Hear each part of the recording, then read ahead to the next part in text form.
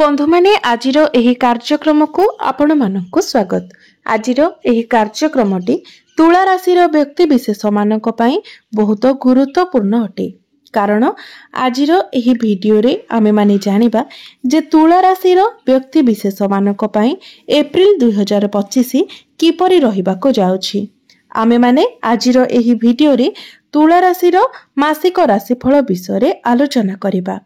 तुला राशि व्यक्ति विशेष मानकर स्वास्थ्य, शिक्षा, प्रेम जीवन, वैवाहिक जीवन, भाग्य, क्यारियर एवं व्यापार वाणिज्यर स्थिति किपरि रहिबो एप्रिल 2025 रे से विषय रे विस्तार भाबरे आलोचना करिबा।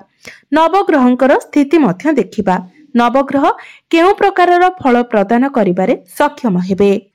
एहा सहित अशुभत्व प्रदान करुथिबा ग्रह मानक पई किछि विशेष प्रतिकार मध्य जानिबा।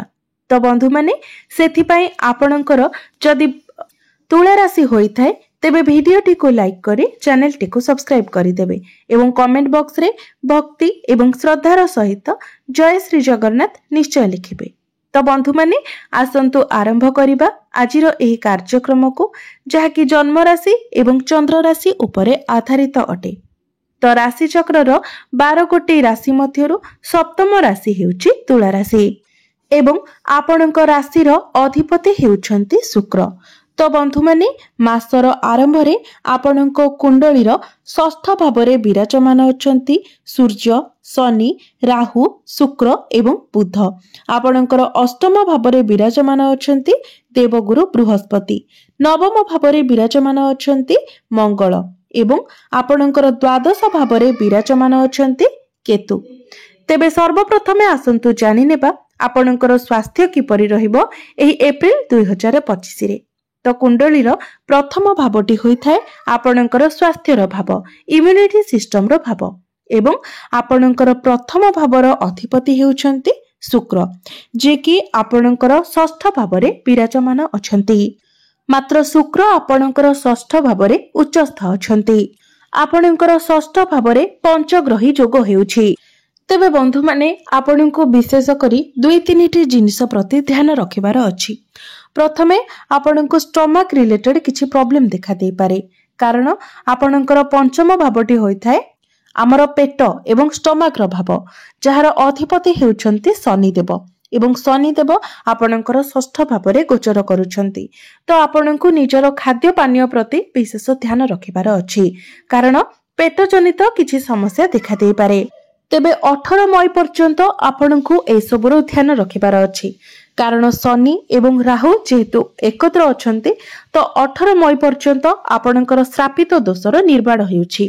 18 मई को जेतेबेले राहु निजर राशि परिवर्तन करी आपणकर पंचम भाव को चलन करिवे, सेतेबेले आपणकर श्रापित दोष खंडन होई जिवो एवं एही समस्या मध्य आपणकर दूर होई जिवो।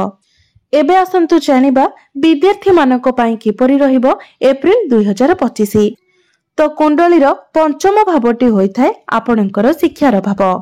तो जो माने विद्यार्थी अछंती आपण एही एप्रिल मासरे किछि नुवा नुवा एक्सप्लोर करि पारंती एवं पाठ पढारे आपण किछि नुवा करि पारंती। आपण कोनोसी फॉर्म फिलअप करि पारंती, किछि नुवा जिनिस आपण शिखि पारंती। पाठ पढारे नुवा किछि करिवार आग्रह आपणक मध्यरे आसीबो। बंधु माने षष्ठ भावटी होइथाय त्रिक भाव, दुष्ट स्थान। तो शनि जेहेतु षष्ठ भावरे अछंती, तो आपणको किछि ना किछि टेंशन मध्य लागि रहिबो। कारण शनि हेउछंती आपणकर पंचम भावर अधिपति। तो पंचम भावर अधिपति होई शनि देव जेहेतु आपणकर षष्ठ भावरे गोचर करूछंती, तो पाठ पढा को नै किछि ना किछि टेंशन मध्य आपणक मध्यरे रहिबो। घटना सेमिति किछि नथिबो, सेमिति किछि कारण मध्य नथिबो, मात्र आपण बहुत अधिक सीरियस होई जिवे, टेंशन नेबे। तेबे सेथि पई आपण किछि उपायर पालन निश्चय करंतु, जहाकी आमे वीडियो शेष रे जानिबा। एबे आसंतु जानिबा आपणकर प्रेम जीवन किपरि रहिबो एही एप्रिल 2025 रे। तो कुंडलीर पंचम भावटी आपणकर शिक्षार भाव हेबा सहित पंचम भावटी मध्य होई थाए आपणक प्रेम जीवनर भाव। आपणकर पंचम भावर अधिपति हेउछंती शनि, जे कि आपणकर सप्तम भावरे विराजमान अछंती एवं आपणकर प्रथम भावर अधिपति शुक्र मध्य आपणकर पंचम भावरे विराजमान अछंती। अर्थात शनि एवं शुक्र एकत्र अछंती जहा फଳରେ आपणकर प्रेम जीवन बहुत भल रहिबो। आपण दुई जण मिसी केवाडे बुलाबुली करबाको जाई पारंती कारण भ्रमण जोगर सृष्टि हेउछि। पूर्वरु जदि आपणक मध्यरे किछि समस्या होइथिला जेउथिपाई आपणक मध्यरे दूरता होई जाइथिला तो पुनर्बार आपण दुई जण एकत्र होई पारंती। आपणक मध्यरे पैचअप होई जिवो। आपण दुई जण मिसी लॉन्ग ट्रैवल करि पारंती। तो बंधु माने शनि एवं सूर्य एकत्र रहिबा कारणरो आपणकर प्रेम जीवन तो भल रहिबो मात्र शनि एवं शनि एवं शुक्रंक सहित सूर्य एवं राहु मध्य आपणकर षष्ठ भावरे अछंती। तो आपणक मध्यरे सब ठीक ठाक थिबो किंतु हठात करी आपणक मध्यरे फाइट हेबो। बिना किछि कारण रे ही आपणक मध्यरे जुक्ति तर्क हेबो। तो ए सब समस्या आपणको 14-15 एप्रिल पर्यंत ही देखा देबो। तेबे एहार सेमिति किछि खराब प्रभाव आपणकर प्रेम जीवन उपरे पड़िबो नाही। तथापि भी आपणको ए सब कथा को ध्यान रे रखिबाको हेबो। ए सब केवल शनि एवं राहुंकर श्रापित दोष कारणरो ही हेबो। एबे आसंतु जानिबा आपणकर वैवाहिक जीवन किपरि रहिबो एप्रिल 2025 रे। तो कुंडलीर सप्तम भावटी होइथाय आपणक वैवाहिक जीवनर भाव, आपणक जीवन साथीर भाव। आपणकर सप्तम भावर अधिपति हेउछन्ति मंगल जे कि आपणकर नवम भावरे विराजमान अछन्ति। तो वैवाहिक जीवन आपणकर भल रहिबो कारण एमितिरे तो मंगल आपणकर नवम भावरे अछन्ति, त्रिकोण रे अछन्ति। एहा परे 5 एप्रिल को मंगल आपणकर केंद्र को अर्थात आपणकर दशम भाव को चलन करिवे। तबे आपणकर जीवन साथी निजर कैरियर को नेकी टिके व्यस्त रही पारंती। आपण दुई जण टिके कम टाइम एकाठी स्पेंड करि पारंती किंतु आपणकर वैवाहिक जीवन बहुत भल रहिबो।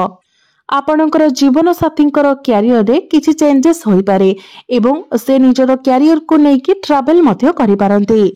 एबे आसंतु जानिबा सबुठारु महत्वपूर्ण विषय वस्तु आपणकर भाग्य, कैरियर एवं व्यापार वाणिज्यर स्थिति किपरि रहिबो एप्रिल 2025 रे। तो कुंडलीर नवम भावटी होइथाय आपणक भाग्यर भाव। तो आपणक नवम भावर अधिपति हेउछन्ति बुध जे कि आपणकर षष्ठ भावरे विराजमान अछन्ति। तो सेमिति किछि जदि आपणकर इमरजेंसी नाही, अर्जेंट नाही तो एप्रिल मासटी को आपण स्किप करि दियंतु कारण षष्ठ भावटी को कुंडली रे भल माना जाय न थाए एवं आपणकर नवम भावर अधिपति बुध षष्ठ भावरे ही विराजमान अछन्ति। एहा व्यतीत एप्रिल मासरे बुधंकर कोनोसी राशि परिवर्तन मध्य हेबार नाही। तेणु सेमिति किछि जदि आपणकर इमरजेंसी नाही तो एप्रिल मासटी को आपण स्किप करि दियंतु। जदि आपण किछि बड़ कार्य करबाकू चाहुचंती, किछि इन्वेस्ट करबाकू चाहुचंती, कोनोसी बड़ जिनिसर किणाकिणी करबाकू चाहुचंती, गृह निर्माण करबाकू चाहुचंती तो एप्रिल मासटी आपणक पई सपोर्टिव रहिबो नाही कारण जेबे भी आपणकर नवम भावर अधिपति षष्ठ, अष्टम एवं द्वादश भावरे गोचर करिथांती तो तांकर स्थिति दुर्बल होई जाय थाए। तेणु से आपणको सेतेटा शुभ फल प्रदान करि पारि नथांती। एबे आसंतु जानिबा आपणकर कैरियर, आपणकर कार्यक्षेत्र किपरि रहिबो एप्रिल 2025 रे। तो कुंडलीर दशम भावटी होइथाय आपणक कैरियर भाव, कार्यक्षेत्रर भाव। आपणकर दशम भावर अधिपति हेउछन्ति चंद्रमा जे कि प्रति 2 दिन रे निजर राशि परिवर्तन करिथांती। तो बंधु माने 14 एप्रिल को सूर्य जेतेबेले आपणकर सप्तम भाव को चली आसीबे तो सेतेबेले आपणकर कैरियर रे बहुत भलो परिवर्तन आसीबो एवं जे मानक निकट रे कोनोसी चाकरी नाही एवं आपण माने चाकरी रो प्रस्तुति करूछन्ते तो 14 एप्रिल परे आपणको चाकरी मिलिबार मध्ये बहुत अधिक संभावना रहउछि। सेति पई चाकरी पई आपण निजर चेष्टा जारी रखंतु। सूर्य जेतेबेले आपणकर सप्तम भाव को आसीबे तो सूर्यंकर दृष्टि आपणकर प्रथम भाव उपरे रहिबो जहा फଳରେ आपणक मध्यरे कॉन्फिडेंस लेवल बढ़िबो, आपणक मध्यरे स्टामिना आसीबो, एनर्जी लेवल बढ़िबो। तो 14 एप्रिल परे आपणकर कैरियर बहुत भलो रहिबो। कैरियर रे आपणकर ग्रोथ हेबो। केवल आपण समस्त प्रकार पॉलिटिक्स ठारू दूरे रहंतु कारण जेहेतु आपणकर षष्ठ भावरे सब ग्रह गुड़िक अछंती तो यह प्रभाव रे आपणक विरुद्ध रे पॉलिटिक्स हेबो। तेबे एसबु को अवॉइड करी आपण केवल निज काम रे ही फोकस करंतु। बिजनेस कथा जदि हेबा तो एप्रिल मासरे आपणकर बिजनेस 65% भल रहिबो एवं जो 35% रहिला तो सेतिरे आपणकर खर्च हेबो अर्थात बिजनेस रे आपणकर एप्रिल मासरे किछि खर्च बढ़ी पारे। बिजनेस को नहीं आपण किछि भाबी पारंती केवाडे आपण ट्रैवल मध्य करि पारंती। बिजनेस आपणकर सेमिति ठीक ठाक रहिबो किंतु आपण बिजनेस को नहीं कि टिके चिंतित मध्य रहिबे। तो एबे असंतु जानि नेबा कि जो प्रतिकार गुड़िक करबा द्वारा आपणकर समस्त अशुभत्व गुड़िक खंडन होई आपणको अधिक शुभत्व प्राप्ति होई पारिबो।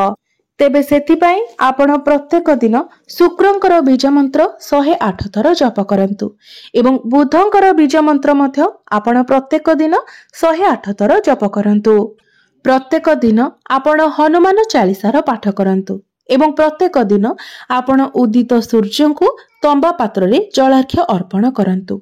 निश्चित भावरे समस्त अशुभत्व गुड़िक खंडन होई आपणको शुभत्व प्राप्ति हेबो आपणकर भाग्य रे उन्नति आसीबो। तो बंधु माने आपणकर जीवन मंगलमय हेउ एहा ही ईश्वरंक निकटरे मोर प्रार्थना। धन्यवाद।